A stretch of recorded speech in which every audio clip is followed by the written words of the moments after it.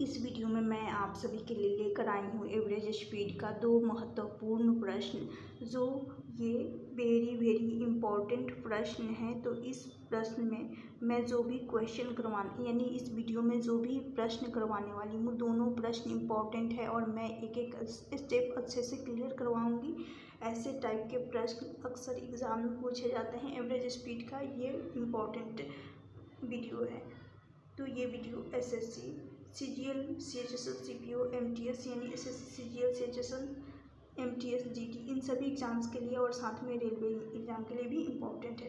Question है, एक व्यक्ति 120 किलोमीटर की दूरी तय करता है और फिर आरंभिक बिंदु पर लौट आता है। ये बोला गया है जाने में उसके द्वारा लिया गया समय वापस आने में लिए गए समय से 4 घंटा अधिक है यदि वह जाने की तुलना में 5 किलोमीटर प्रति घंटा अधिक चाल से लौटता है। यानी जो 5 किलोमीटर अधिक लग रहा है किसका है, लौटने का यानी वापस आने का है।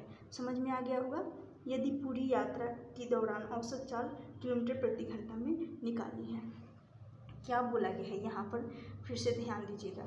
ये जो दे रखा है जाने में उसके द्वारा लिए गए समय वापस आने में लिए गए समय से 4 घंटा अधिक है। क्या दे रखा है, टाइम डिफरेंस। तो टाइम यहाँ से हमें सबसे पहले निकालनी है। टाइम बराबर क्या होता है, टाइम बराबर डिस्टेंस अपॉन स्पीड करते हैं।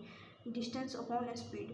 तो जाने के लिए देखिएगा, जाने के लिए हो गया, वापस आने के लिए यानी जाने का और आने का स्पीड दूरी कितनी है, टाइम डिफरेंस दे रखा है। दूरी कितनी है जाने के लिए, वही जाने और आने दोनों के लिए है 120, तो 120 रखेंगे। और फिर आने के लिए भी 120, तो दूरी और बटा में क्या आएगा, स्पीड। तो फिर से अब इस पॉइंट पर यदि इस स्टेप पर देखिएगा, यदि वह जाने की तुलना में क्या बोला गया है, जाने की तुलना में 5 किलोमीटर प्रति घंटा अधिक चाल ले रहा है, लौटता है, अधिक चाल से लौटता है, यानी वापस आने का जो समय है 5 घंटा अधिक है। किससे, जाने से। जाने का यदि मैं x मान रही हूँ तो इसके लिए आने के लिए 5 अधिक यानी x + 5 मानूंगी। समझ में आ गया। तो ये हो गया टाइम बराबर डिस्टेंस, ये बटा में स्पीड और अंश में डिस्टेंस। क्लियर हो गया। अब इन्हीं दोनों का अंतर, जाने और आने का समय के बीच का अंतर कितना दे रखा है, तो बीच का अंतर है यहाँ पर जाने और वापस आने के लिए 4 घंटे, जो कि बराबर कर लेंगे 4 घंटे के। क्लियर यहाँ तक। अब मैं देख रही हूँ यहाँ पर ये जो, अब हमें x का मान कुछ मानना होगा यानी खुद से अज्यूम करना है। तो x का मान क्या रखे ताकि 120 कट जाए और यहाँ पर उसमें 5 ऐड होकर वो 120 कट सके। तो x का मान मैं यदि देख रही हूँ यहाँ पर 10 रखूँगी। कितना रखूँगी, तो देखिएगा x का मान मैं 10 रख रही हूँ, यहाँ पर 10 रखूँगी। तो 10 से 120 कितना बार में कटेगा, 12 बार में। तो यहाँ से 12 आ गया। समझ में आ गया। फिर यहाँ पर वही x का मान 10 रखूँगी, तो 10 और 5 मिलकर कितना बनेगा, 15। 15 से ये 120 कितने बार में जाएगा, तो यहाँ से साफ दिख रहा है कि 8 बार में कटेगा। कितने बार में, तो यहाँ पर 12 - 8, ये 8 बार में कट रहा है और ये कट रहा है 10 रखने पर 12 बार में। और इन्हीं दोनों का अंतर 12 में से 8 जाएगा, 4 आएगा, जो कि सेटिस्फाई हो रहा है। क्या हो रहा है, सेटिस्फाई हो रहा है। क्लियर हो गया। तो x का मान 10 रख सकते हैं, ये समझ में आ गया। तो जाने के लिए देखिएगा, जाने के लिए x का जाने के लिए 10 किलोमीटर प्रति घंटा रहेगा और वापस आने के लिए 10 में ये 5 ऐड होगा तो 15। तो आने के लिए जाने की स्पीड 10 किलोमीटर प्रति घंटा और आने की स्पीड 15 किलोमीटर प्रति घंटा हो गया। क्या निकालनी है, एवरेज स्पीड। एवरेज स्पीड का जो फॉर्मूला होता है, एवरेज स्पीड बराबर होता है 2 गुना जाने की x मानते हैं और आने की y मानते हैं और बटा में x + y करते हैं। तो 2 गुना जाने की है 10 किलोमीटर प्रति घंटा, वापस आने की है 15 किलोमीटर प्रति घंटा। क्योंकि दूरी निश्चित होती है तो ये एवरेज स्पीड का फॉर्मूला लगाते हैं, 2 गुना जाने की स्पीड x और आने की स्पीड y और बटा में x + y करते हैं। तो 10 + 15 कर लेंगे, यहाँ से 25 आएगा। 5 से 25 5 बार में चला जाएगा और ये 2 बार में 5 से 10, फिर इस 5 से 15 3 बार में जा रहा है, 3 × 2 6, 6 × 2 12, तो ऑप्शन बी हो जाएगा 12। समझ में आ गया। ये महत्वपूर्ण प्रश्न है, ऐसे प्रश्न पूछे जाते हैं। सेम टाइप का एक और प्रश्न देख लीजिए। बोला गया है एक व्यक्ति 300 किलोमीटर की दूरी तय करता है और फिर आरंभिक बिंदु पर लौट आता है। जाने में उसके द्वारा लिया गया समय वापस आने में लिए गए समय से 5 घंटा अधिक है, टाइम डिफरेंस है।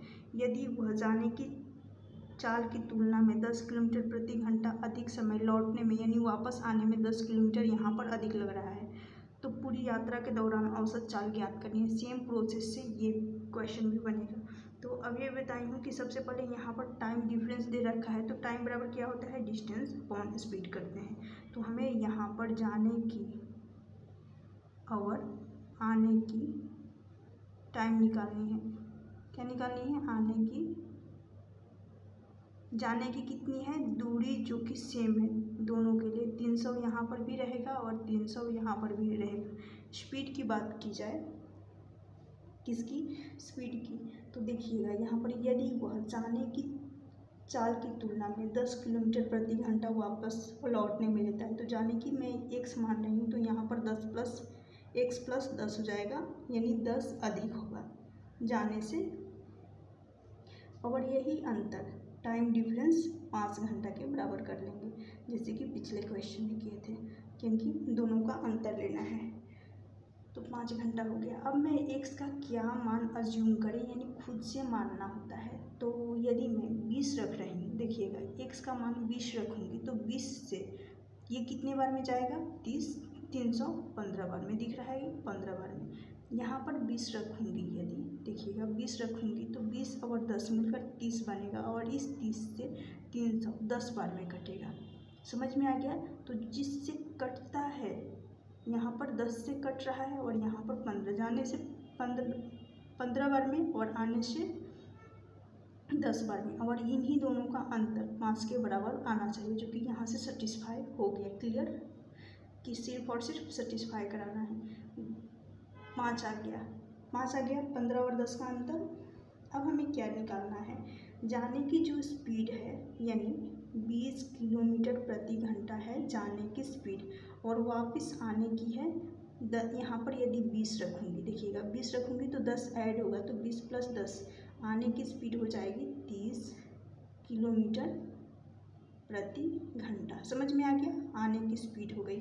तो वही टाइम डिफरेंस निकालनी है, यानी एवरेज स्पीड निकालनी है। तो एवरेज स्पीड बराबर अभी अभी फॉर्मूला लिखवाई थी, जो एवरेज स्पीड का फॉर्मूला होता है 2 गुना जाने की स्पीड x इंटू आने की स्पीड y और बटा में x प्लस यानी दोनों का योग करते हैं, x + y जाने और आने की। तो 2 गुना जाने की स्पीड है 20 इंटू आने की स्पीड है 30 और बटा में 30 20 50 ऐड होगा जाने और आने के लिए। तो 0 से ये 0 चला जाएगा, 5 से 6 बार में जा रहा है, 6 दूनी 12, 12 दूनी के 24, कितना आ जाएगा एवरेज स्पीड 24। तो ऑप्शन सी हो जाएगा इस क्वेश्चन का करेक्ट आंसर। उम्मीद करती हूँ सभी कंसेप्ट इस वीडियो का समझ में आ गया होगा। तो ये वीडियो यदि आप सभी को अच्छी लगी होगी तो लाइक कर दीजिएगा और इस वीडियो को शेयर जरूर करिएगा, क्योंकि दोनों प्रश्न इंपॉर्टेंट हैं और पूछने की संभावनाएं हैं। इस प्रश्न को, ये दोनों प्रश्न वेरी इंपॉर्टेंट है, जो कि पूछे गए प्रीवियस ईयर में क्वेश्चन है।